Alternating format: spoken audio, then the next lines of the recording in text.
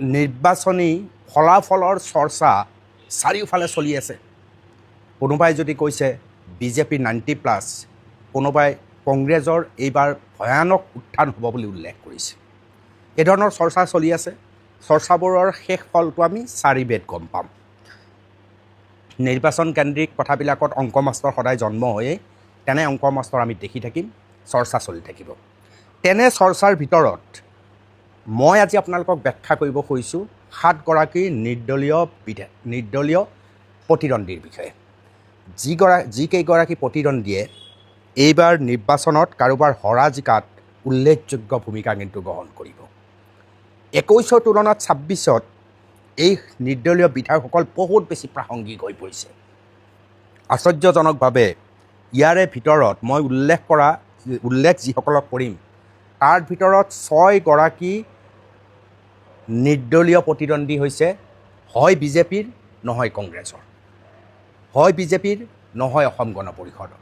অৰ্থাৎ টিকট নাপায় তেওঁলোকে নিৰ্দলীয় হিচাপে সন্মুখলৈ আহিছে, আহি বিজেপি বা অসম গণ পৰিষদৰ বাবে সাংঘাতিকভাৱে প্ৰত্যাহ্বান থিয় কৰাইছে।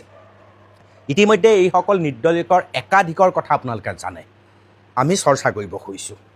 প্ৰথম গুৱাহাটী, জয়ন্ত দাস, দিছপুৰ সমষ্টিত কোনে কোনে খেলিছে? প্ৰদ্যুৎ বৰদলৈ বিজেপিৰ পৰা, কংগ্ৰেছৰ পৰা মীৰা বৰঠাকুৰ গোস্বামী, আৰু তাত নিৰ্দলীয় হিচাপে প্ৰতিদ্বন্দ্বিতা আগবঢ়াইছে জয়ন্ত দাসে। জয়ন্ত দাসে তাত টিকট পাব বুলি আশা কৰা হৈছিল বিজেপিৰ তৰফৰ পৰা, কিন্তু তেওঁ টিকট নাপালে আৰু তেওঁ নিৰ্দলীয়ভাৱে খেলাৰ সিদ্ধান্ত ল'লে। বহু সময়ত বিজেপিয়ে তেওঁক ৰাখিবলৈ চেষ্টা কৰিছিল, কিন্তু তেওঁ নৰ'ল। তেওঁ বহু বাধাৰ মাজতো প্ৰতিদ্বন্দ্বিতাত নামি পৰিল, আৰু নামি পৰাৰ লগে লগে দিছপুৰত বিজেপিৰ বাবে বৃহৎ প্ৰত্যাহ্বান থিয় কৰাইছে জয়ন্ত কুমাৰ দাসে। একাধিক লোকে ক'ব খোজে জয়ন্ত দাসে ভোট নাপায়, চিন্তা কৰিবলগীয়া একো নাই, প্ৰদ্যুৎ বৰদলৈয়ে ভোট পাব, জয়ন্ত দাসে বৰ বেছি ভোট নাপায়। কিন্তু বহু বেছি সংখ্যাগৰিষ্ঠ লোকৰ মত কি? জয়ন্ত দাসে সাংঘাতিক প্ৰভাৱ পেলাব দিছপুৰত। আমি কি দেখিলোঁ আপোনালোকে মন কৰিব, তাত বিজেপি বনাম বিজেপিৰ সৃষ্টি হৈছিল দিছপুৰত, আৰু বিজেপিৰে এনে বহু মানুহ আছিল যিসকলে জয়ন্ত দাসক ভিতৰে সমৰ্থন কৰাৰ ইংগিত পোৱা গৈছিল। অৰ্থাৎ পুৰণা বিজেপি আৰু বিজেপিৰ মাজৰ সংঘাত দিছপুৰত স্পষ্ট হৈছিল। ৰাতিটোৰ ভিতৰত টিকট পোৱাৰ পিছতেই প্ৰদ্যুৎ বৰদলৈৰ বিৰুদ্ধে পুৰণি বিজেপিসকল জাঙুৰ খাই উঠিছিল। জয়ন্ত দাসে নিৰ্বাচন প্ৰতিদ্বন্দ্বিতা কৰাৰ পিছত প্ৰচাৰৰ সময়ত আমি দেখিছিলোঁ যে বিজেপি ৰাজ্যিক সভাপতি দিলীপ শইকীয়াই জয়ন্ত দাসৰ কাষলৈ আহি সাবটি কৰিছিল। আৰু নিৰ্বাচনৰ পিছতো এই খবৰ ওলাইছে যিসকল পুৰণি বিজেপিৰ কাৰ্যকৰ্তা সেইসকলে সাংঘাতিকভাৱে জয়ন্ত দাসক সমৰ্থন কৰিছে, আৰু সেইবাবে জয়ন্ত দাস যথেষ্ট উৎসাহিত জয়ন্ত দাসক আনকি বিহুত নিমন্ত্ৰণ জনোৱা হ'ল উজনি অসমলৈ। মৃণাল শইকীয়াৰ সমষ্টিলৈ তেওঁক নিমন্ত্ৰণ জনোৱা হ'ল, আৰু মৃণাল শইকীয়াৰ সমষ্টি খুমটাইত জয়ন্ত দাস উপস্থিত হৈ বিহুৰ মাজতো ৰাজনৈতিক বক্তব্য ৰাখিলে, আৰু বক্তব্য ৰাখি তেওঁ স্পষ্টভাৱে ক'লে যে এসময়ত আমি যেতিয়া যুৱ মৰ্চা কৰিছিলোঁ তেতিয়া সভাপতি আছিল মৃণাল শইকীয়া, এসময়ত যেতিয়া আমি যুৱ মৰ্চা কৰিছিলোঁ সেই সময়ত উপসভাপতি আছিল মৃণাল শইকীয়া, মই নিজে সম্পাদকৰ দায়িত্ব গ্ৰহণ কৰিছোঁ। গতিকে আমাৰ এটা পুৰণি সম্পৰ্ক আছে, আৰু সেই সম্পৰ্কৰ সূত্ৰেই মই আজি উজনিৰ বিহু মেলাত খুমটাইত উপস্থিত হৈছোঁ। আওপাকে মৃণাল শইকীয়াৰ লগত জয়ন্ত দাসৰ যিটো সম্পৰ্ক আমি দেখিবলৈ পালোঁ, এই সম্পৰ্কৰ আওতাত আপুনি ভাবিব পাৰে যিসকল হিমন্ত বিশ্ব শৰ্মা বিৰোধী শিবিৰ বিজেপিৰ মাজত থকাই সেইসকলৰ একাধিকে জয়ন্ত কুমাৰ দাসৰ কাষলৈ আহিছে। সেয়া দিছপুৰ জয়ন্ত কুমাৰ দাস জিকি যাব নেকি, জয়ী হ'ব নেকি? বহুতে তেওঁ জয়ী হ'ব বুলি ধাৰণা কৰে, কিন্তু মই ভাবোঁ যে প্ৰদ্যুৎ বৰদলৈ বৰ সৰু মানুহ নহয়, একেবাৰে তেওঁ ভোট নাপাব তেনেকুৱাটো নহয়। গতিকে এই দুই নেতাৰ মহাৰথীৰ যুদ্ধত হয়তো দিছপুৰত কংগ্ৰেছৰ কপাল ফুলাৰ দৰে পৰিস্থিতি হ'ব পাৰে, কিন্তু দেখা গৈছে জয়ন্ত দাসে এক বৃহৎ প্ৰত্যাহ্বান যে থিয় কৰাইছে দিছপুৰত এক খাটাং। দ্বিতীয়গৰাকী নিৰ্দলীয় আহক কমলপুৰ সমষ্টি। কমলপুৰ সমষ্টি হৈছে দিগন্ত কলিতাৰ সমষ্টি। এইবাৰ বিজেপিৰ ভিতৰ চৰাৰ পৰা এটা গুজৰণি আহিছিল যে দিগন্ত কলিতাক টিকট দিব নালাগে, টিকট দিব লাগে অংকুৰ দাসক। অংকুৰ দাস সাংঘাতিকভাৱে জনপ্ৰিয় কমলপুৰ সমষ্টিত। কিন্তু মোৰ আগত দেখা গ'ল দিগন্ত কলিতাই আকৌ এবাৰ টিকট লাভ কৰিলে, লগে লগে অংকুৰ দাস নিৰ্দলীয় ৰূপত থিয় দিলে। খোদ মুখ্যমন্ত্ৰী ডক্টৰ হিমন্ত বিশ্ব শৰ্মাই কমলপুৰত গৈ কোন এই অংকুৰ দাস বুলি প্ৰশ্ন উত্থাপন কৰিছিল। আনকি দিগন্ত কলিতায়ো অংকুৰ দাসক চিনি নাপাওঁ বুলি কৈছিল। অথচ সেই অংকুৰ দাসৰ বিৰুদ্ধে ক'বলগীয়া হৈছিল বিজেপিৰ প্ৰচাৰত। বিজেপিৰ প্ৰচাৰে সেই কমলপুৰত কংগ্ৰেছৰ সত্যব্ৰত কলিতাৰ বিৰুদ্ধে কথা কম কৈছিল। অংকুৰ দাসে নিজেই কৈছে 11 বাৰ মুখ্যমন্ত্ৰীয়ে তেওঁৰ নাম লৈছে। এই কমলপুৰ সমষ্টি এতিয়া দিগন্ত কলিতাৰ বাবে অভিশপ্ত হৈ উঠিছে। 4 মে'ত কি ফলাফল ওলাব সেই পিছৰ কথা মই চৰ্চাখিনিহে আপোনালোকক ক'ব কৈছোঁ। দিগন্ত কলিতাৰ বাবে অভিশপ্ত কোন হৈ উঠিছে? অংকুৰ দাস। আনকি আমি কোৱা নাই, চিপৰাং ৰাজনীতিৰ কথা খোদ দিগন্ত কলিতাই নিজেই কৈছে যে এইবাৰ যদি মই নিৰ্বাচনত জয়ী হওঁ, এই চিপৰাং মৰাসকলৰ বিৰুদ্ধে কঠোৰ ব্যৱস্থা গ্ৰহণ কৰা হ'ব। আনকি খবৰ আহে কমলপুৰৰ পৰা যে এনেকুৱা বহু অংকুৰ দাসক সমৰ্থন কৰা ল'ৰাই ঘৰত ৰাতি থাকিব পৰা নাই, আৰক্ষীয়ে বিচাৰি গৈছে। গতিকে কি পৰিৱেশ অংকুৰ দাসে তাত সৃষ্টি কৰিছে আপোনালোকে সহজে বুজক। আপুনি যদি কমলপুৰত যায় বেছিভাগেই ক'ব যে এইবাৰ অংকুৰ দাস জিকিব। কিন্তু তাত সত্যব্ৰত কলিতাও দুৰ্বল স্থিতিত নাই। দিগন্ত কলিতা এতিয়া ভৰসা কি? জালুকবাৰী, পুৰণি জালুকবাৰী সমষ্টিৰ 60,000 ভোট বেজেৰা মণ্ডলৰ ওপৰত এতিয়া নিৰ্ভৰ কৰিছে দিগন্ত কলিতাই। কিন্তু ট্ৰেজেডি আছে দিগন্ত কলিতাৰ তাতো। কাৰণ কমলপুৰ সমষ্টিত আগতীয়াকৈ 40,000 সংখ্যালঘু ভোট আছেই। এই বেজেৰা মণ্ডল, এই জালুকবাৰীৰ পৰা যি সমষ্টিৰ পুনৰ নিৰ্ধাৰণৰ পিছত সংযোগ হৈছে 60,000 ভোট, তাৰ পৰাই 30,000 ভোট হৈছে সংখ্যালঘু। অৰ্থাৎ 40+30 কমলপুৰত 70,000 সংখ্যালঘু ভোট যোগ হ'ল। আৰু সংখ্যালঘুৰ ভোটৰ 70,000-এ সত্যব্ৰত কলিতাৰ জয়ী তাত সহজ কৰি তোলা বুলি ক'ব পাৰি। কিন্তু দিগন্ত কলিতাই কয় যে 60,000 ভোটৰ এটাও হেৰফেৰ নহয়, কাৰণ জালুকবাৰী মানে হৈছে মুখ্যমন্ত্ৰী ডক্টৰ হিমন্ত বিশ্ব শৰ্মা। ডক্টৰ হিমন্ত বিশ্ব শৰ্মাই যেনেকৈ বিচাৰিব তেনেকৈয়ে এই 60,000 মানুহে ভোট দিব। পিছে দিবনে? সমষ্টিৰ পুনৰ নিৰ্ধাৰণৰ পিছত বহুত কথা পৃথক হৈছে। বেজাৰা মণ্ডল, মাণ্ডাকাটা অঞ্চল, এই সমগ্ৰ অঞ্চল তালৈ গৈছে আৰু তাত প্ৰায় 30,000 সংখ্যালঘু ভোট ইতিমধ্যে তাত যোগ হৈছে। আৰু এই 30,000 ভোটৰ একাধিক ভোট সত্যব্ৰত কলিতাই পাব, সেয়া খাটাং। বাকী যি 30,000 থাকিল নতুনকৈ সংযোগ হৈছে কমলপুৰত, তেওঁলোকৰ একাধিকেই দিগন্ত কলিতাক নহয়। শুনা গৈছে দিগন্ত কলিতাৰ সলনি নিৰ্দলীয় গৰাকীৰ পক্ষতহে থিয় হোৱাৰ খবৰ সাংঘাতিকভাৱে বাঢ়িছে। সেইবাবে কমলপুৰৰ সমষ্টিৰ নিৰ্বাচন সম্পৰ্কত খুব চমুকৈ মানুহে এয়াই কয় যে এইবাৰ দিগন্ত কলিতা জিকিব নোৱাৰে। আৰু দিগন্ত কলিতা জিকিব নোৱাৰাৰ মূল কাৰণটো হৈছে অংকুৰ দাস। আৰু অংকুৰ দাসে যি ধৰণৰ প্ৰত্যাহ্বান থিয় কৰাইছে সমগ্ৰ অসমত তাৰ ব্যাপক চৰ্চা হৈছে। আমি যদি এই নামনি অসমত থাকি বঙাইগাঁওলৈ যাওঁ, এইবাৰ বঙাইগাঁৱত কোনোবাই ভাবিব পাৰেনে প্ৰত্যাহ্বানত থিয় হ'ব পাৰে? বঙাইগাঁৱত সাংসদ ফণীভূষণ চৌধুৰীৰ পত্নী দীপ্তিময়ী চৌধুৰীয়ে প্ৰতিদ্বন্দ্বিতা আগবঢ়াইছে। নিৰ্বাচনৰ পিছত শুনা গৈছে যে তাত সাংসদ ফণীভূষণ চৌধুৰীয়ে চকু পানী টুকিবলগীয়া পৰিস্থিতিৰ সৃষ্টি হৈছে। কিয় হৈছে এতিয়া? এইটো আটাইতকৈ ডাঙৰ কথা। অভয়াপুৰী বঙাইগাঁও, সাংসদ ফণীভূষণ চৌধুৰীয়ে নিৰ্বাচনৰ বহুৰ আগত কৈছিল যে আমাক অভয়াপুৰীও লাগিব, আমাক বঙাইগাঁওটো আমাৰ হাতত আছেই। পিছে তেতিয়াই বিজেপিয়ে কৈছিল যে যিকোনো এটা সমষ্টিটো আমাক এৰি দিবই লাগিব। মুখ্যমন্ত্ৰী ডক্টৰ হিমন্ত বিশ্ব শৰ্মায়ো সেই সময়ত মুকলিকৈ কৈছিল যে আমাক এটা সমষ্টি অন্ততঃ এৰি দিব লাগিব। কিন্তু ফণীভূষণ চৌধুৰীয়ে এৰি দিয়া নাছিল। লগে লগে সেই সময়ত আপোনালোকৰ মনত আছে বঙাইগাঁও বিজেপিয়ে বিদ্ৰোহ কৰিবলৈ আৰম্ভ কৰিছিল। সেই সমষ্টিটোত তেওঁলোকক লাগে বুলি দাবী কৰিছিল। এতিয়া সেই সমষ্টিত চক্ৰধৰ দাস নামৰ এগৰাকী নিৰ্দলীয় প্ৰতিদ্বন্দ্বী আগবঢ়াইছে। প্ৰকৃতাৰ্থত তেওঁ বিজেপিৰ এই ব্যক্তিগৰাকীয়ে নিৰ্দলীয় হৈ প্ৰতিদ্বন্দ্বিতাত আগবঢ়াইছে। আৰু বঙাইগাঁৱৰ বিজেপিয়ে ভিতৰুৱাকৈ চক্ৰধৰ দাসক সমৰ্থন কৰিছে। যিটো পৰিস্থিতি আমি কলিয়াবৰত দেখিছোঁ, চৰ্চা কৰিম। বঙাইগাঁৱত চক্ৰধৰ দাসৰ সপক্ষে বিজেপিয়ে ব্যাপক হাৰত ভোটদান কৰাৰ খবৰ আহিছে। যদি এই খবৰ আহে তাৰ লগে লগে সুযোগ কি হ'ব? সুযোগ হ'ব বঙাইগাঁৱত কংগ্ৰেছৰ পৰা গিৰীশ বৰুৱাই প্ৰতিদ্বন্দ্বিতা আগবঢ়াইছে।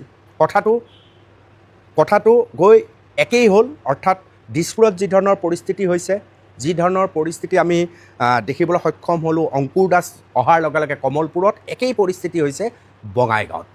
কংগ্ৰেছৰ গিৰীশ বৰুৱা এতিয়া বেছি তাত নিৰ্বাচন জয় হ'ব পাৰে বুলি চৰ্চাত আহি গৈছে। কাৰণ বিজেপি আৰু অসম গণ পৰিষদৰ মাজৰ যুদ্ধ এইখন দীপ্তিময়ী চৌধুৰী ভাৰ্চেছ চক্ৰধৰ দাস। অসহায় হৈ পৰিছে সাংসদ ফণীভূষণ চৌধুৰী। তাত কি হয় কোনো নাজানে। তীব্ৰ প্ৰত্যাহ্বান জনাবলৈ সক্ষম হৈছে চক্ৰধৰ দাসে।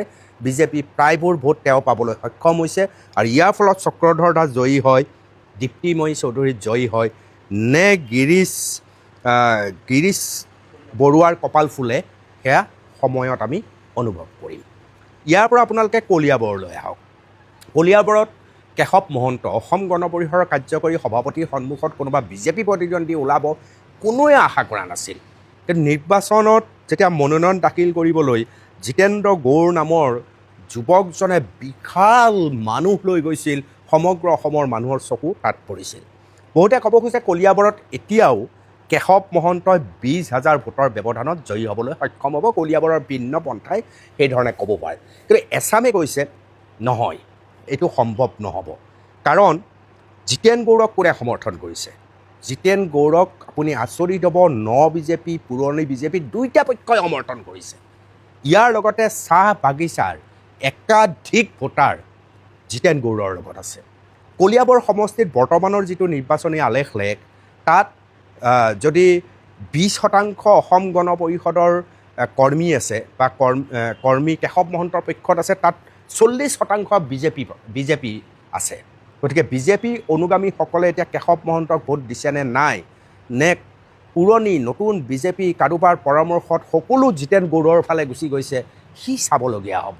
কিন্তু এই মুহূৰ্তত অসম গণ পৰিষদৰ কাৰ্যকৰী সভাপতি কেশৱ মহন্ত একমাত্ৰ বিজেপিৰ পৰা ফালি অহা এজন নিৰ্দলীয়ৰ বাবে তীব্ৰ প্ৰত্যাহ্বানৰ মুখামুখি হ'বলগীয়া হৈছে। আমি যদি লামডিং সমষ্টিলৈ আপোনালোকক লৈ যাওঁ, কলিয়াবৰৰ পৰা আগুৱাই যাওক লামডিং বিজেপি জয়ী হ'ব এনেধৰণৰ কল্পনা এটাই কৰা হৈছিল নিৰ্বাচনৰ আগত। কিন্তু নিৰ্বাচনৰ পিছত কথাটো অলপ পৃথক হৈ গ'ল। কাৰণ লামডিঙত এগৰাকী নিৰ্দলীয়ৰ আৱিৰ্ভাৱ হ'ল। প্ৰকৃতাৰ্থত তেওঁ বিজেপি, নাম হৈছে যশোদা দুলাল ৰক্ষিত। প্ৰকৃততে বিজেপিৰ মানুহ, প্ৰকৃতাৰ্থত RSSৰ মানুহ বুলি যশোদা দুলাল ৰক্ষিতৰ এটা সুনাম আছে। তেওঁ যদিও বিজেপিয়ে এগৰাকী প্ৰাৰ্থিত্ব প্ৰদান কৰিলে শিবু মিশ্ৰৰ প্ৰাৰ্থিত্বৰ তেওঁ প্ৰতিবাদ কৰি নিজে থিয় দিলে আৰু যাৰ ফলত শিবু মিশ্ৰ বনাম যশোদা দুলাল ৰক্ষিত এতিয়া লামডিং সমষ্টিৰ অন্যতম যুদ্ধক্ষেত্ৰলৈ পৰিণত হৈছে। আৰু তাৰেই সুযোগ কোনে গ্ৰহণ কৰিব? সুযোগ গঢ়িব স্বপন কৰে, কংগ্ৰেছৰ প্ৰতিদ্বন্দ্বী স্বপন কৰ। আপুনি যদি লামডিঙৰ খবৰ ৰাখে, এতিয়া বহুতেই ক'ব খোজে এনেকৈ যে 4 মে'ৰ পিছত আমি স্বপন কৰকহে নিৰ্বাচনত জয়ী হোৱা দেখিবলৈ পাম। যদিও এইটো বিজেপিৰ সমষ্টি আছিল, শিবু মিশ্ৰ জয়ী হোৱাৰ 100% সম্ভাৱনা আছিল। কিন্তু মাজত নিৰ্দলীয় হিচাপে এই যশোদা দুলাল ৰক্ষিত থিয় হোৱাৰ লগে লগে গোটেই অংক খেলি মেলি হোৱাৰ খবৰ ইতিমধ্যে বাগৰিছে। আমি যদি বৰপেটালৈ যাওঁ, দীপক দাস অসম গণ পৰিষদ, তেওঁ জিকিব বুলি আমি জানো। ইতিমধ্যে আপোনালোকে জানে যে তাত কংগ্ৰেছৰ যিগৰাকী প্ৰতিদ্বন্দ্বী আছিল, তেওঁ নিৰ্বাচনৰ আগতেই বাহিৰ হৈছিল। মনোনয়ন পত্ৰত কিছু ভুল তথ্যৰ বাবে তেওঁ সুযোগেই নাপালে। লগে লগে এগৰাকী নিৰ্দলীয়ৰ নাম ওলাল, গগন চন্দ্ৰ হালৈ। আচৰিত নহ'ব আপুনি, গগন চন্দ্ৰ হালৈ আচলতে বিজেপিৰহে এগৰাকী কৰ্মী। বিজেপিৰ পৰা তেওঁ এইবাৰ টিকট আশা কৰিছিল, কিন্তু তেওঁৰ ভাগ্যত টিকট নহ'ল। অসম গণ পৰিষদৰ দীপক দাসক তাত টিকট দিয়া হ'ল। ইয়াৰ লগে লগে যিহেতু তাত কংগ্ৰেছ নায়েই, অসম গণ পৰিষদৰ দীপক দাস আৰু নিৰ্দলীয় কিন্তু আওপাকে বিজেপিৰে তেওঁ মানুহ, সেয়া হৈছে গগন চন্দ্ৰ হালৈ। তেওঁলোকৰ মাজত তীব্ৰ প্ৰতিদ্বন্দ্বিতা হোৱাৰ খবৰ বাগৰিছে বিভিন্ন সময়ত। বিজেপিৰ পুৰণা সকলো বিজেপিয়ে মিলি এক প্ৰকাৰ নিৰ্দলীয় গগন চন্দ্ৰ হালৈক জয়ী কৰাবলৈ চেষ্টা কৰিছে। গতিকে তীব্ৰ প্ৰত্যাহ্বান হৈছে ইয়াত তৃতীয়জন মানুহ নাই ইয়াত এতিয়া প্ৰতিদ্বন্দ্বিতাত দীপক দাস অসম গণ পৰিষদ বনাম গগন চন্দ্ৰ হালৈ নিৰ্দলীয়ৰ মাজত হৈছে প্ৰকৃতাৰ্থত তেওঁ আচল বিজেপি কৰ্মী আছিল প্ৰত্যাহ্বান সাংঘাতিক সেই প্ৰত্যাহ্বানে গগন চন্দ্ৰ হালৈ পৰাজিত কৰি দীপক দাস জয়ী হ'বনে নাই সেয়া আমি 4 মে'ৰ পিছত জানিবলৈ সক্ষম হ'ম আৰু এটা সমষ্টি শিৱসাগৰ অখিল গগৈ জয়ী হ'ব বুলি ইতিমধ্যে প্ৰচাৰ হৈছে তাত কি হৈছে তাতো অসম গণ পৰিষদৰ এগৰাকী প্ৰাৰ্থী ইতিমধ্যে আছেই তাৰ মাজত বিজেপিৰ প্ৰাৰ্থীগৰাকী প্ৰক্ষেপ কৰা হৈছে অৰ্থাৎ বিজেপি মিত্ৰজোঁটে পিছলৈ অনুভৱ কৰিলে যে অখিল গগৈক হৰুৱাবৰ কাৰণে অসম গণ পৰিষদৰ প্ৰদীপ হাজৰিকা উপযুক্ত মানুহ নহয় ইয়াৰ বাবে এখন শক্তিশালী মানুহ দিব লাগিব আৰু এই শক্তিশালী মানুহগৰাকী ইতিমধ্যে ঠিক নিৰ্বাচনৰ এদিন নে দুদিন আগত প্ৰায় মনোনয়ন পত্ৰ দাখিলৰ ঠিক সেই সময়ত প্ৰদান কৰা হ'ল গতিকে তাত এফালে বিজেপি আনফালে অসম গণ পৰিষদ আৰু মাজত হৈছে অখিল গগৈ এতিয়া প্ৰদীপ হাজৰিকা আৰু কুশল দুৱৰীৰ মহাযুদ্ধই অখিল গগৈ পথ মসৃণ কৰিব এয়া হৈছে বিজেপি আৰু অসম গণ পৰিষদৰ নিৰ্দলীয় কেন্দ্ৰিক ট্ৰেজিক কাহিনী 4 মে'ত ইয়াৰ যে এটা ডাঙৰ প্ৰভাৱ পৰিব সেয়া নিশ্চিত আৰু একমাত্ৰ এটা সমষ্টি আছে য'ত কংগ্ৰেছতো একেই ট্ৰেজেডি আৰম্ভ হৈছে সেয়া হৈছে তেজপুৰ সমষ্টি তেজপুৰ সমষ্টিত পল্লৱী শইকীয়াই নিৰ্দলীয়ভাৱে প্ৰতিদ্বন্দ্বিতা আগবঢ়াইছে নিৰ্বাচনৰ আগমুহূৰ্তলৈকে ভবা হৈছিল পল্লৱী শইকীয়াই কংগ্ৰেছৰ পৰা টিকট পোৱাটো নিশ্চিত আৰু তেওঁ টিকট পালে অসম গণ পৰিষদৰ প্ৰাক্তন বিধায়ক আৰু এতিয়াৰো তেওঁ প্ৰাৰ্থী তীব্ৰ প্ৰত্যাহ্বান জনালেহেঁতেন কিন্তু শেষত ৰাইজৰ দলৰ পৰা অলক নাথক তাত প্ৰক্ষেপ কৰা হ'ল আৰু অলক নাথক হঠাৎ দিয়াত হতভম্ব হৈ পৰিল পল্লৱী আৰু অৱশেষত পল্লৱীয়ে নিৰ্দলীয়ভাৱে প্ৰতিদ্বন্দ্বিতা আগবঢ়ালে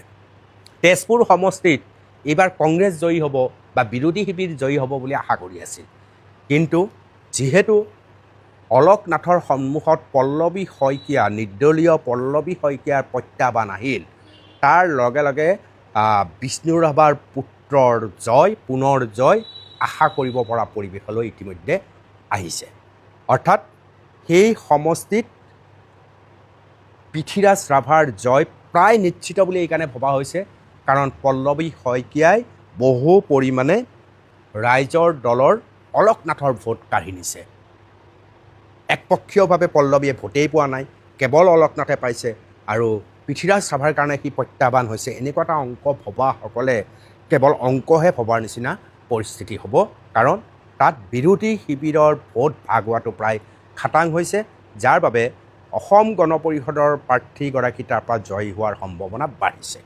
এইধৰণেই কংগ্ৰেছত এজন আৰু বিজেপি অসম গণ পৰিষদত আমি ব্যাখ্যা কৰা প্ৰায় 6জন মানুহ সোমাইছে নিৰ্দলীয় ৰূপত আৰু কিমান আছে পৰৱৰ্তী সময়ত বিশ্লেষণ দিম আপোনালোকেও বিশ্লেষণ দিব পাৰিব ই কেৱল বিশ্লেষণ নিৰ্দলীয় প্ৰতিদ্বন্দ্বিতা আগবঢ়াই যে জয়ৰ দুৱাৰ বন্ধ কৰি দিব পাৰে তাৰ এক উল্লেখযোগ্য উদাহৰণ আমি কেইবাটাও সমষ্টিত এইবাৰ দেখিবলৈ সক্ষম হ'লোঁ এই সম্পৰ্কত আপোনালোকৰ দৃষ্টিভংগী কি অনুগ্ৰহ কৰি জনাব আৰু নিৰ্দলীয় আছে নেকি যি সাংঘাতিকভাৱে প্ৰভাৱ পেলাইছে বুলি আপুনি অনুভৱ কৰে তেওঁৰ বিষয়ে আপোনালোকে নিশ্চয় মোক জনাব নমস্কাৰ মই মনালিছা গগৈ উত্তৰ পূৰ্বাঞ্চলৰ এখন ৰাজ্যৰ পৰা বিজেপিৰ কাৰণে ভয়ানক বেয়া খবৰ এটা আহিছে আপোনালোক সকলোৱে জানে যে অসমত ইতিমধ্যে বিধানসভাৰ নিৰ্বাচন অনুষ্ঠিত হৈ গ'ল অহা 4 মে'ত ফলাফল ঘোষণা হ'ব তাৰ আগতে ত্ৰিপুৰাত আজি অনুষ্ঠিত হৈছিল তাৰ ত্ৰিপুৰাৰ ট্ৰাইবেল এৰিয়া যিবিলাক আছে জনজাতীয় যিবিলাক অঞ্চল আছে তাৰ পৰিষদীয় নিৰ্বাচন অনুষ্ঠিত হৈছিল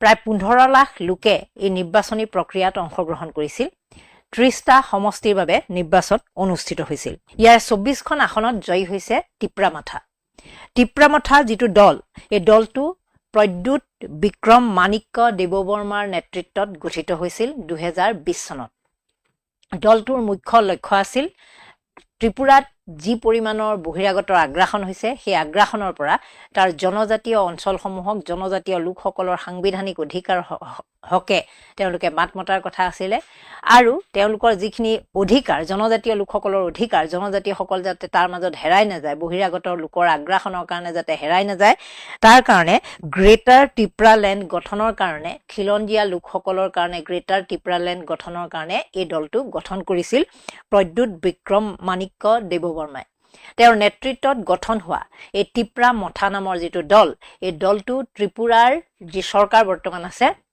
সেই চৰকাৰৰ অংশ সহযোগী হিচাপে আছিলে দলটো।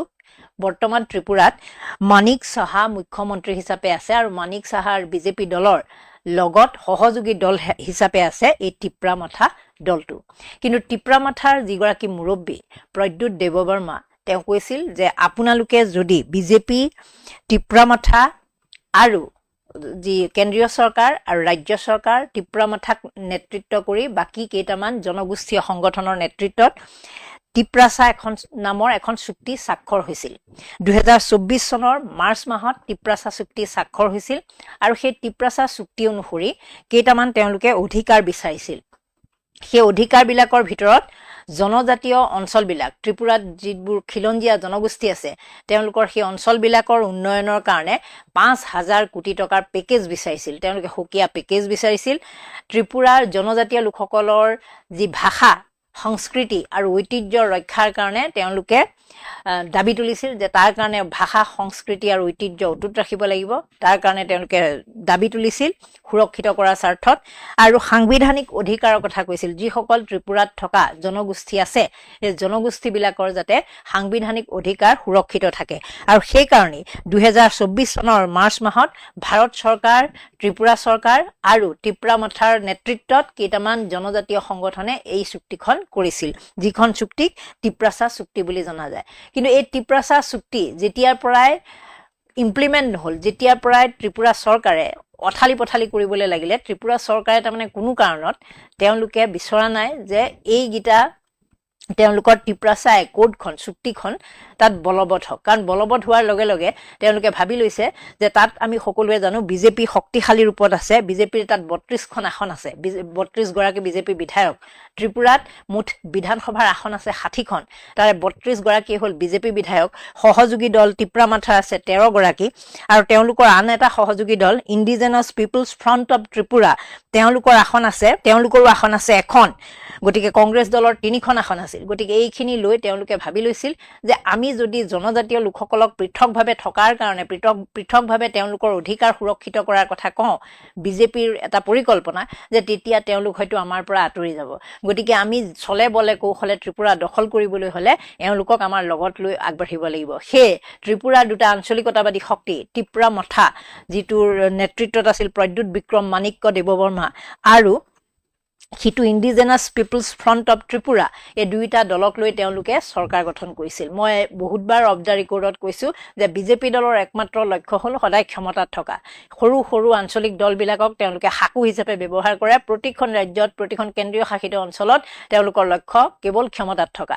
গতিকে ত্ৰিপুৰাত যেতিয়া তেওঁলোকে গম পাইছে যে টিপ্ৰা মথা যিটো 2020 চনত গঠন হোৱা দল, সেই দলটোৱে কেতিয়াবা তেওঁলোকৰ সন্মুখত প্ৰত্যাহ্বান সৃষ্টি কৰিব পাৰে, সেই দুয়োটা আঞ্চলিকতাবাদী শক্তি টিপ্ৰা মথা আৰু ইণ্ডিজেনাছ পিপুলছ ফ্ৰণ্ট অৱ ত্ৰিপুৰাক লৈ তেওঁলোকে এটা শক্তিশালী ভেটি নিৰ্মাণ কৰিবলৈ চেষ্টা কৰিছিল আৰু তেওঁলোকে বিজেপি চৰকাৰ গঠন কৰিছিল। বিজেপিৰ নেতৃত্বত যিটো NDA এলায়েন্স হিচাপে এওঁলোকো আছিল। যেনেকৈ আমাৰ ইয়াত প্ৰমোদ বড়ো আৰু হাগ্ৰামা মহিলাৰী দুয়োটাকে অকলশৰীয়াকৈ এৰিবলৈ তেওঁলোকে টান পায়, কাৰণ তেওঁলোকে ভাবে যে অকলশৰীয়াকৈ যদি এৰি দিওঁ তেওঁলোক আমাৰ কাৰণে প্ৰত্যাহ্বান হ'ব। গতিকে হাগ্ৰামা মহিলাৰকো এওঁলোকক লাগে, প্ৰমোদ বড়োকো লাগে। যেনেকৈ অসমত এই বড়োসকলক লৈ তেনেকুৱা ধৰণৰ ৰাজনীতি কৰি আছে। বাকী খিলঞ্জীয়া যিবোৰ আঞ্চলিক দল আছিল সেই সকলোবোৰ ইতিমধ্যে আপোনালোকে জানে যে অসমত বিজেপিৰ লগত জাহ গ'ল। কিন্তু বড়ো যিসকল লোক তেওঁলোক অত্যন্ত স্বাভিমানী। গতিকে তেওঁলোকে এতিয়াও দুটা ছেপাৰেট শক্তি হিচাপে আছে, UPPL আৰু BPF, কিন্তু তেওঁলোকৰ দুয়োটাকে তেওঁলোকে এটা কৰিব নোখোজে। কাৰণ এৰি দিলে প্ৰত্যাহ্বানৰ সন্মুখীন তেওঁলোকৰ পৰা হ'ব বুলি তেওঁলোকে ভয় খায়। নিজৰ ছাতিটোৰ তলত ৰাখি থ'লে তেওঁলোক প্ৰটেকশ্যনত থকা বুলি ভাবে, আৰু তেওঁলোক অনিৰ্দিষ্ট কালৰ কাৰণে, বহুত যুগ যুগলৈ ক্ষমতাত থকাৰ কাৰণে ইয়াক কৌশল। ঠিক একেধৰণে ত্ৰিপুৰাটো তেওঁলোকে টিপ্ৰা মাথা, যিটো মই ইতিমধ্যে কৈছোঁ প্ৰদ্যুৎ দেৱবৰ্মাৰ নেতৃত্বত যিটো গঠন হোৱা দল, জনজাতীয়সকলক সুৰক্ষাৰ কাৰণে যিটো দল গঠন হৈছিল, সেই দলটোক তেওঁলোকে সহযোগী দল হিচাপে ৰাখি থৈছিল। লগত এই indigenous peoples front of Tripura, এইটো এটা জনজাতীয় দল, গতিকে সেইটোকোৰ লগতে ৰাখি তেওঁলোকে চৰকাৰ চলাই আছিল। কিন্তু যেতিয়া 2024 চনত এই গ্ৰেটাৰ টিপ্ৰালেণ্ডৰ দাবীটো যেতিয়া প্ৰদ্যুৎ দেৱবৰ্মাই উত্থাপন কৰি আছিল যে তেওঁলোকক সুকীয়াভাৱে ত্ৰিপুৰালেণ্ডখন লাগে তেতিয়া তেওঁলোকে ভাৰত চৰকাৰে এটা বুদ্ধি কৰিলে যে এওঁলোকক লৈ আমি আলোচনা কৰোঁ সেই অনুসৰি ত্ৰিপুৰাৰ মুখ্যমন্ত্ৰীৰ নেতৃত্বত সেইখন আলোচনা হৈছিল তাত ত্ৰিপুৰা চৰকাৰ মানে বিজেপি চৰকাৰ এইফালৰ পৰা ত্ৰিপুৰা মাথাৰ নেতৃত্ব গৈছিল আৰু বাকী জনগোষ্ঠীয় নেতাসকল গৈছিল আৰু তাত আলোচনাত তেওঁলোকে অংশ লৈছিল সেই অংশস্বৰূপে তেওঁলোকে ত্ৰিপুৰাচা যিখন চুক্তি তেওঁলোকে সেইখন বলবৎ হোৱাটো বিচাৰিছিল লগে লগে ইমপ্লিমেণ্ট স্বাক্ষৰ হোৱাৰ পিছতে সেইখন বলবৎ হোৱাটো বিচাৰিছিল কিন্তু তেওঁলোকে যেতিয়া বলবৎ নকৰিলে তেতিয়া এই পৰিষদীয় নিৰ্বাচনৰ আগত তেওঁলোকে মানে প্ৰদ্যুৎ দেৱবৰ্মাই জনাই দিলে বিজেপিক যে আপোনালোকে যদি ত্ৰিপুৰাচা একৰ্ডখন ত্ৰিপুৰাচা চুক্তিখন যদি মানি নলয় তেনেহ'লে আমি পৃথকে এইবাৰ জনজাতীয় পৰিষদীয় নিৰ্বাচনত অৱতীৰ্ণ হ'ম সেই অনুসৰি যোৱা 12 এপ্ৰিলত নিৰ্বাচন অনুষ্ঠিত হৈছিল ত্ৰিপুৰাৰ tribal areas autonomous district council মানে আমাৰ ইয়াত যেনেকৈ স্বায়ত্তশাসিত কাউন্সিল ডিমা হাছাও আছে কাৰ্বি আংলং আছে তেনেকৈ তেওঁলোকৰো আছে তেওঁলোকৰ তেনেকুৱা যি জিলা পৰিষদ আছে সেই জিলা পৰিষদৰ কাৰণে নিৰ্বাচন অনুষ্ঠিত হৈছিল ত্ৰিপুৰাত মুঠ জনসংখ্যা আছে 36 লাখ প্ৰায় 36 লাখ আছে আৰু তাৰ 15 লাখ লোক এই জনজাতীয় অঞ্চলৰ যি পৰিষদীয় নিৰ্বাচন হৈছিল তাত অংশগ্ৰহণ তেওঁলোকে কৰিছিল এই যে ভোটদানৰ হাৰ যিটো আছিল সেই ভোটদানৰ হাৰটো যথেষ্ট বেছি আছিল 83% ভোট পোলিং হৈছিল সেইদিনাখন 12 এপ্ৰিলৰ নিৰ্বাচনটোত আজি ফলাফল ঘোষণা হ'ল আৰু ফলাফল ঘোষণা হওঁতে 30খন আসনৰ কাৰণে যি নিৰ্বাচন হৈছিল তাত আগৰবাৰ 2021 চনৰ যি নিৰ্বাচন অনুষ্ঠিত হৈছিল তাত বিজেপি 8খন আসন লাভ কৰিছিল আৰু ত্ৰিপুৰা মাথাই সেই সময়ত লাভ কৰিছিল 21খন আসন কিন্তু এইবাৰ কথাটো সলনি হ'ল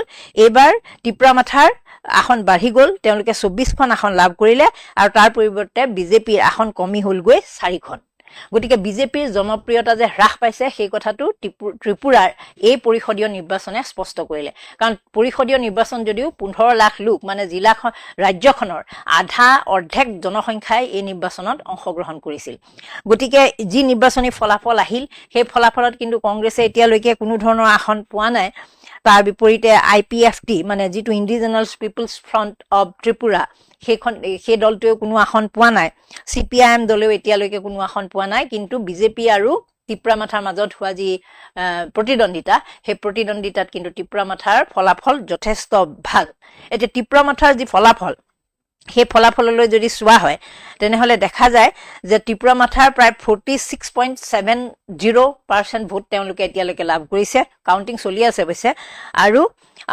বাকি বিজেপিৰ ফালৰ পৰা 29.30% তেওঁলোকে ভোট লাভ কৰিছে এতিয়া কথাটো হ'ল মই ইতিমধ্যে বহুতবাৰ অফ দা ৰেকৰ্ডত কৈছো যে বিজেপিয়ে সদায় আঞ্চলিকতাবাদী শক্তিক সাকু হিচাপে লৈ তেওঁলোকে একোখন ৰাজ্যত ক্ষমতা দখল কৰিব বিচাৰে ত্ৰিপুৰাটো সেই একেধৰণৰ এটা পৰিকল্পনা তেওঁলোকে লৈছিলে কাৰণ ত্ৰিপুৰাৰ যি জনজাতীয় লোকসকল তেওঁলোকক একেবাৰে তেওঁলোকৰ লগতে ৰাখি যিকোনো প্ৰকাৰ তেওঁলোকক দমন কৰি তেওঁলোকক সুবিধা দিম বুলি টুপাই ৰাখি তেওঁলোকে ক্ষমতাত থকাৰ পৰিকল্পনা কৰিছিল কিন্তু শেহতীয়া মানে আজি ঘোষণা হোৱা যে ফলাফল সেই ফলাফলে কিন্তু এনেকুৱা এটা দিনলৈ তেওঁলোকক সকীয়াই দিছে বিজেপিক যে আগন্তুক দিনবোৰ তেওঁলোকৰ বৰ ভালকৈ নাযাব নেকি কাৰণ বিজেপিয়ে যি ফলাফল আগতে লাভ কৰি আহিছিল তাতকৈ ফলাফল কম হৈছে খুব বেয়া বুলিয়ে ক'ব পাৰি তাৰ বিপৰীতে ত্ৰিপুৰা মাথাৰ লোকসকলৰ যথেষ্ট ভাল ফলাফল হৈছে আৰু যি প্ৰাৰ্থীবিলাকৰ মাজত হৰা আৰু জিকাৰ যিটো ব্যৱধান সেই ব্যৱধানো যথেষ্ট পৰিমাণে বেছি দেখা গৈছে যিটো এক প্ৰকাৰ ত্ৰিপুৰাৰ জনজাতীয় লোকসকলৰ যি তেওঁলোকৰ নিজৰ অধিকাৰ যি সাংবিধানিক ৰক্ষা কৱচৰ প্ৰতি যি তেওঁলোকৰ ভয় যে সাংবিধানিক ৰক্ষা কৱচ নহ'লে আমাক কেতিয়াবা বহিৰাগত ইয়াৰ পৰা খেদি দিব নেকি এই ধৰণৰ যিটো এটা ভয় সেই ভয় যিটো ভাৱ জাগ্ৰত হৈছে এই সৰু আঞ্চলিক দলবিলাকে ত্ৰিপুৰা মাথাৰ দৰে দলবিলাকে যিটো তেওঁলোকৰ মাজত এটা এৱেৰনেছ সৃষ্টি কৰিছে সচেতনতা যে বিজেপিৰ দখললৈ যদি এনেকৈ গৈ থাকে বাৰে যদি আমি বিজেপিক সকলো কথাই মানি লওঁ আগন্তুক দিনবিলাকত কিন্তু আমাৰ একো অস্তিত্ব নাথাকিব সেই অস্তিত্ব নথকাৰ ভয়ে তেওঁলোককো যে শংকিত কৰিছে আজিৰ সেই জনজাতীয় পৰিষদীয় নিৰ্বাচনৰ ফলাফলে সেই কথা স্পষ্ট কৰিছে আপোনালোকে যদি চাই ত্ৰিপুৰাচা যি চুক্তি আছিল সেই চুক্তিত ককবৰক ভাষাটো তেওঁলোকে প্ৰাইমেৰী লেংগুৱেজ মানে ৰাজ্যখনৰ এটা গুৰুত্বপূৰ্ণ ভাষা হিচাপে সকলোৱে যাতে কয় ককবৰক লেংগুৱেজটো ভাষাটো কোৱাটো বিচাৰিছিল কিন্তু সেই দাবীটো মানে ত্ৰিপুৰাৰ যিখন চৰকাৰ বিজেপি নেতৃত্বাধীন চৰকাৰখনে সেই দাবীটো মানি ল'ব খোজা নাই তেওঁলোকে মানি ল'ব খোজা নাই জনজাতীয় অঞ্চলৰ উন্নয়নৰ কাৰণে যিটো 5,000 কোটি টকা পেকেজ বিচাৰিছিল সেই দাবীও তেওঁলোকে মানি ল'ব খোজা নাই তেওঁলোকে যদিও চুক্তি স্বাক্ষৰ কৰি আহিলে এতিয়ালৈকে চেণ্ট্ৰেলেও দিয়া নাই কেন্দ্ৰও দিয়া নাই আৰু ইফালে ত্ৰিপুৰা চৰকাৰেও চৰকাৰেও তাত সন্মতি প্ৰদান কৰা নাই, যিটো কাৰণে প্ৰদ্যুৎ বিক্ৰম মাণিক্যই বাৰে বাৰে সকীয়াই আহিছিল। যদি কাৰণ মই ইতিমধ্যে কৈছোঁ যে ৰাজ্য চৰকাৰত প্ৰদ্যুৎ মাণিক্যৰ দলটো সহযোগী হিচাপে আছে, তেওঁলোকে বাৰে বাৰে সকীয়াই আহিছিল যে আগন্তুক পৰিষদীয় নিৰ্বাচনলৈকে যদি টিপ্ৰাছা টিপ্ৰাছা চুক্তিখন যদি আপোনালোকে মানি নলয়, তেনেহ'লে কিন্তু আমি সুকীয়াকৈ অকলে নিৰ্বাচনত অৱতীৰ্ণ হ'ম। এতিয়া তাৰে ফলস্বৰূপে অকলে বিজেপিৰ বিপক্ষে টিপ্ৰামথাই প্ৰতিদ্বন্দ্বিতা আগবঢ়ালে, আৰু প্ৰতিদ্বন্দ্বিতা আগবঢ়োৱাৰ ফলাফল আপোনালোকে সকলোৱে দেখিলে যে বিজেপিক কোনো কাৰণত গ্ৰহণ নকৰিলে জনজাতীয় লোকসকলে, কাৰণ ত্ৰিপুৰাৰ জনজাতীয় বেল্টত এই নিৰ্বাচন অনুষ্ঠিত হৈছিল। যেনেকৈ আমাৰ ইয়াত কাৰ্বি আংলং বা বড়ো কাউন্সিলৰ নিৰ্বাচন হয়, ঠিক তেনেধৰণেই তাতো অনুষ্ঠিত হৈছিল। আৰু সেইখিনি মানুহে এটা কথা অনুধাৱন কৰিলে যে বিজেপিৰ তলত যদি আমি এনেধৰণে সকলো কথাতে হয় হয় কৰি কৰি গৈ থাকোঁ, এটা সময়ত আমাৰ একোৱে অস্তিত্ব নাথাকিব। ইতিমধ্যে তেওঁলোকে ভাষা, সংস্কৃতি, ঐতিহ্য সকলো বিসৰ্জন দিবলগীয়া এটা পৰিস্থিতি তেওঁলোকৰ সন্মুখত আহি পৰিছে। একেবাৰে তেওঁলোকৰ জোৰ পুৰি হাত পালেহি। তাৰপিছত এই সময়ত তেওঁলোকে উপলব্ধি কৰিলে যে আমি এইবাৰ বিজেপিৰ সন্মুখত প্ৰত্যাহ্বান সৃষ্টি কৰিব লাগিব, আৰু বিজেপিক পৰাভূত কৰিলেহে বিজেপিয়ে গুৰুত্ব দিব আগন্তুক দিনবিলাকত। আৰু এই যিবোৰ তেওঁলোকৰ চৰ্ত দিছিলে, সেই চৰ্তবোৰ তেওঁলোকে মানি ল'ব, আৰু মানি লৈ তেওঁলোকে তেওঁলোকৰ সমস্যাবোৰ সমাধান কৰাৰ কাৰণে আগবাঢ়ি আহিব। এই প্ৰদ্যুৎ বিক্ৰম মাণিক্য দেৱবৰ্মাৰ যিটো দল, সেইটো বিগত নিৰ্বাচনত যি বিধানসভাৰ নিৰ্বাচন অনুষ্ঠিত হৈছিল ত্ৰিপুৰাত, তেওঁলোকে প্ৰতিদ্বন্দ্বিতা আগবঢ়াই 13খন আসন কিন্তু সেই সময়ত লাভ কৰিছিল। তাৰ বিপৰীতে বিজেপিয়ে লাভ কৰিছিল 32খন আসন। কিন্তু পিছত হিমন্ত বিশ্ব শৰ্মা অসমৰ মুখ্যমন্ত্ৰীৰ তৎপৰতাত তেওঁলোকে সহযোগী হিচাপে থাকি গ'ল। যদিও 60খন আসন থকা ত্ৰিপুৰাত 32খন যথেষ্ট ভাল ফলাফল আছিল বিজেপিৰ কাৰণে, আৰু তেওঁলোকে অকলে সেই নিৰ্বাচনত জয় হ'ব পৰাৰ জয় হৈছিলে, আৰু তেওঁলোকে চৰকাৰ গঠন কৰিব পৰাকৈ তেওঁলোকৰ দম থকা বুলি যে কয়, দম আছিল, কাৰণ তেওঁলোক সংখ্যাগৰিষ্ঠ আছিল। তাৰ পিছতো অসমৰ মুখ্যমন্ত্ৰী হিমন্ত বিশ্ব শৰ্মাকে ধৰি কেন্দ্ৰীয় নেতৃত্বৰ তৎপৰতাত এই প্ৰদ্যুৎ দেৱমাণিক্যৰ যিটো দল টিপ্ৰামথাক অংশীদাৰ দল হিচাপে, মানে সহযোগী দল হিচাপে ৰখা হৈছিল, যিটো মই ইতিমধ্যে উল্লেখ কৰিছোঁ যে তেওঁলোকে আঁতৰাই থাকিলে। কেনেবাকৈ কংগ্ৰেছ বা বাওঁ দলৰ লগত লগ লাগি তেওঁলোকে বিদ্ৰোহী হৈ উঠে নেকি, বিজেপিৰ সন্মুখত প্ৰত্যাহ্বান সৃষ্টি কৰিব পাৰে নেকি, এই ধৰণৰ শংকা এটা তেওঁলোকৰ সকলোতে থাকে। কাৰণ তেওঁলোকৰ ৰাজনীতি, সেই ৰাজনীতি হ'ল সাকোডাল লৈ জনজাতীয় লোকৰ মাজত সোমোৱা, সাকোডাল হৈ সহজ সৰল মানুহৰ মাজত সোমোৱা, তাৰপিছত সেই সাকোডাল আঁতৰাই দিয়া। গতিকে সেই ফৰ্মুলা মতেই ত্ৰিপুৰাৰ সেই 2টা জনগোষ্ঠীয় দলক তেওঁলোকে সহযোগী হিচাপে লৈছিল, আৰু লৈ তেওঁলোকে ৰাজ্য যি চৰকাৰ গঠন কৰিছিল তাত তেওঁলোকক দায়িত্বও দিছিল। কিন্তু এটা এটাকৈ তেওঁলোকৰ সুবিধাবোৰ যেতিয়া লুণ্ঠন হ'ল, যেতিয়া তেওঁলোকে সহযোগী দল আঞ্চলিক শক্তি থকাৰ পাছতো তেওঁলোকে যেতিয়া যিখিনি ত্ৰিপুৰাৰ জনজাতীয় লোকসকলে সা সুবিধা পাব লাগে সেই সা সুবিধাৰ পৰা বঞ্চিত হ'ল, তেতিয়া এই প্ৰদ্যুৎ দেৱমাণিক্যই এটা কথা উপলব্ধি কৰিলে যে এই যি চলি আছে এয়া ঠিক চলা নাই, আমাৰ চুক্তি যি স্বাক্ষৰ কৰিছিলোঁ সেই চুক্তি অনুসৰি কথাবোৰ হোৱা নাই। গতিকে তেওঁলোকে অকলশৰীয়াকৈ নিৰ্বাচনত অৱতীৰ্ণ লোৱাৰ সিদ্ধান্ত ল'লে। একেধৰণৰ পৰিৱেশ আমি অসমৰ প্ৰতিগৰাকী খিলঞ্জীয়াই উপলব্ধি কৰিয়ে আছে যে বড়োসকলৰ ক্ষেত্ৰত তেওঁলোকে কি কৰিছে, বাকী আঞ্চলিক শক্তিসকলৰ ক্ষেত্ৰত কি কৰিছে। অসম গণ পৰিষদক তেওঁলোকে সহযোগী হিচাপে ৰাখিছে। আমি জানো এইবাৰো একেই কৰিব। তেওঁলোকে যদিও একক সংখ্যাগৰিষ্ঠতা বিজেপি দলে লাভ কৰে, প্ৰতিটো নিৰ্বাচনত একক সংখ্যাগৰিষ্ঠতা তেওঁলোকে লাভ কৰি আহিছে, আমি দেখি আহিছোঁ। তাৰ পিছতো তেওঁলোকে সহযোগী দলবিলাক লৈ লয়, যিবোৰ সৰু আঞ্চলিক দল সেইবিলাকক তেওঁলোকে লৈ লয়, তাৰে 2-এজন মন্ত্ৰী দিয়ে, কিবা দিয়ে, তেনেধৰণে তেওঁলোকৰ সন্মুখত প্ৰত্যাহ্বানটো নাইকিয়া কৰিবলৈ তেওঁলোকে চেষ্টা কৰে। তাৰেই অংশস্বৰূপে অসমত অসম গণ পৰিষদক ল'লে তেনেকৈ অংশীদাৰী দল হিচাপে, সহযোগী দল হিচাপে বিগত দিনবিলাকত। বাকী আগতে UPPLক লৈছিল প্ৰমোদ বড়ো নেতৃত্বাধীন, কাৰণ সেইটো শক্তিশালী আছিল।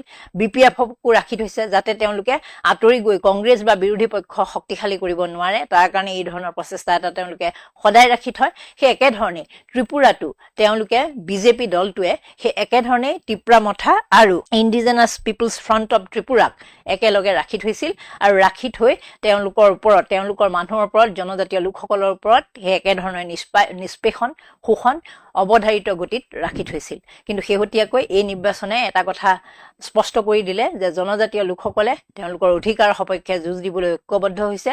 সেয়ে তেওঁলোকে এই যে টিপ্ৰামথাৰ প্ৰদ্যুৎ বিক্ৰম মাণিক্য তেওঁক সহযোগিতা কৰিছে, তেওঁৰ দলৰ প্ৰতি সমৰ্থন আগবঢ়াইছে, আৰু তেওঁৰ যি যুঁজ, তেওঁ যি বিশেষভাৱে ছেপাৰেট গ্ৰেটাৰ ত্ৰিপুৰালেণ্ডৰ কথা দাবী তুলি আহিছিল সেই দাবীৰ প্ৰতি তেওঁলোকৰ যে সমৰ্থন আছে এই ফলাফলে ইয়াকেই প্ৰতিপন্ন কৰিছে আপোনালোকে এই বিষয়ে মন্তব্য দিব যে বিজেপি দলটোৱে সদায় আঞ্চলিক শক্তিক ব্যৱহাৰ কৰি জনজাতীয় বা সহজ সৰল লোকসকলৰ অধিকাৰ খৰ্ব কৰিব বিচাৰে নেকি এই বিষয়ে আপোনালোকে মন্তব্য দিব নমস্কাৰ ধন্যবাদ